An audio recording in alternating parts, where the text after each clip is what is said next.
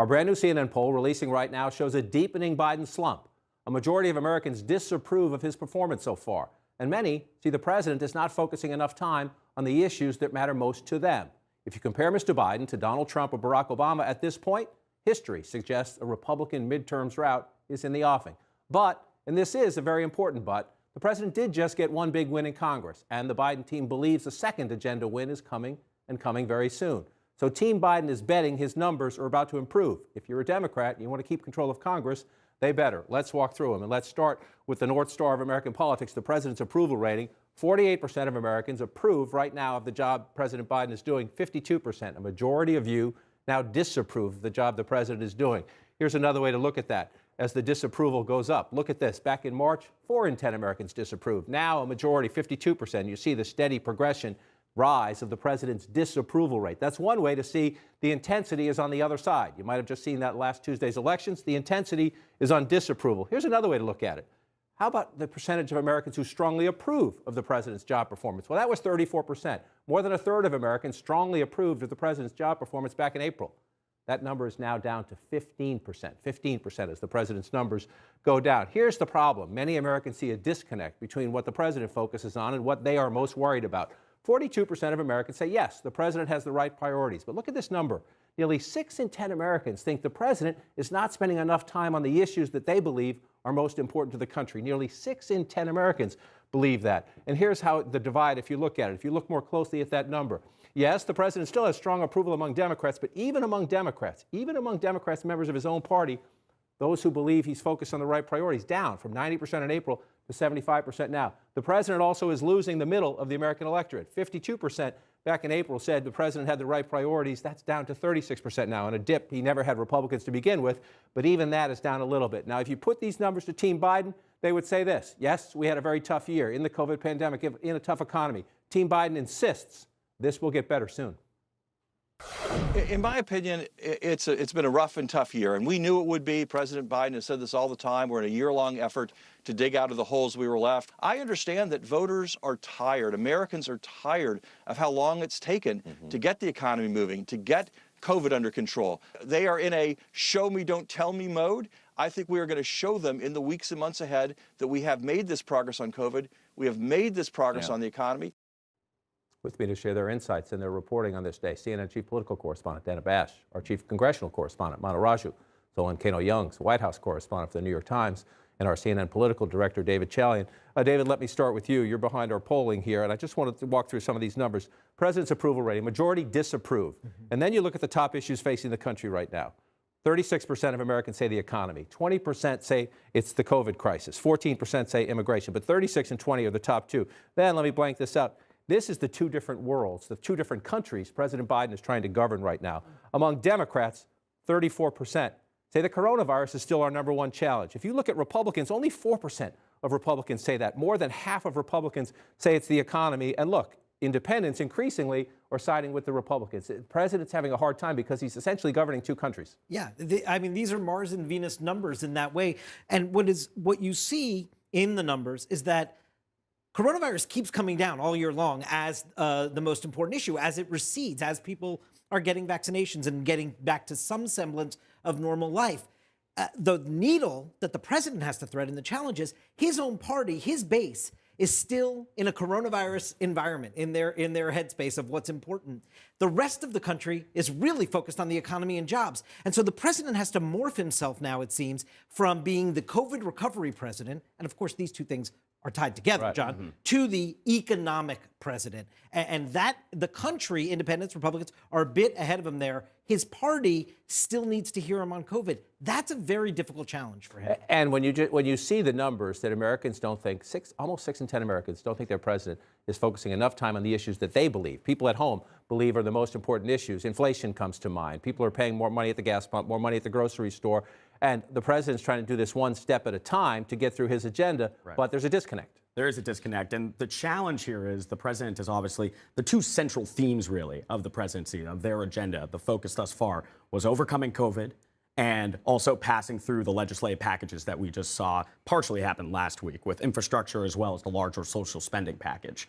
The difficulty here is these are sprawling packages that are very hard to understand if you're Americans on the ground, especially when compared to rising prices at the grocery store, crime in certain areas of the country. And they're also topics that the Republicans are directly focusing on as well. So the challenge here now is, yes, you've had just this last week some progress when it comes to his agenda, but now how do you translate that into actually galvanizing a base here for these really difficult to understand topics? Right, and how do you change numbers when your numbers slump? We've watched this throughout the Trump presidency. We live in polarized times. It is hard to move the dial when you have such polarized times. And just a little history here. If you want to look at presidents, in November of their first year in office, President Clinton was at 48%. President Trump was at 36%. President Obama was at 54%. George W. Bush, 87%. That's after 9/11. So that was the anomaly year. The country rallied behind their president at a time of crisis. Now you see Biden at 48. The reason I underline these guys is lost the House, lost the House, lost the House in the next election. Big time. Yeah. Big losses. Right. And that is the historical trend. And that is the reality that everybody in the White House understands, particularly since in this day and age, there is the narrowest of majority in the Senate, doesn't get any more narrow, and very narrow in the House, just the 3-seat majority. So that is the impetus behind what we have seen from the White House and from Democratic leaders desperate to get the agenda that the president promised progressives and, just generally speaking, Democratic voters that they believe was their mandate. There's a very big debate right now among Democrats about what that mandate was, but that is the belief in the White House. The thing about those numbers that fascinates me is that, yes, Ron Klain says that the American people are expecting them to show them, not tell them. But will these bills actually show them? I interviewed Jennifer Granholm, the Energy Secretary, yesterday. She says that there are bits in this infrastructure bill that is going to be signed next week that will actually deal with inflation, that will actually deal with supply chain issues.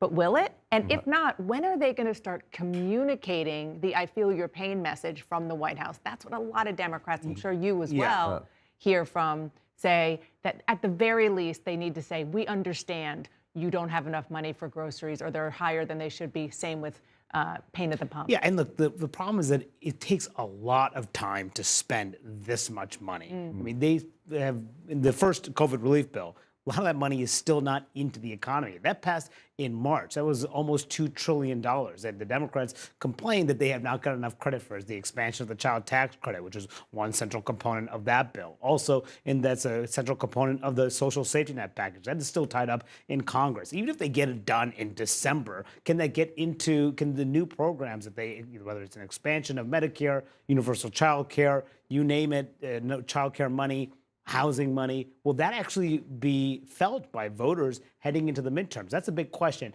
And the infrastructure package, too. Yes, it's a bipartisan achievement. It's one of the biggest infrastructure bills in decades, but still will take a lot of time to be felt along the economy. And it reminds me, too, so much of 2009. You showed the numbers of Barack Obama, losing 63 seats in the House in 2010. They were squabbling over Obamacare. It eventually passed in March of 2010. They lost the House. They almost lost the Senate.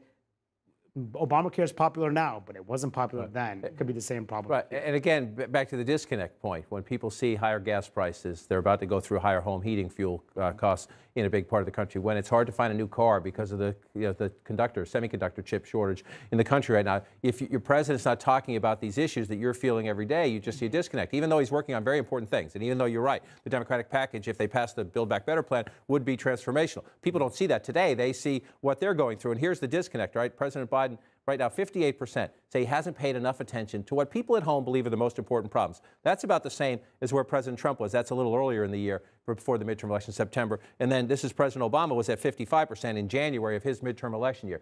Again, if the American people think their president is out of sync with them, they punish him and his party when it comes to voting.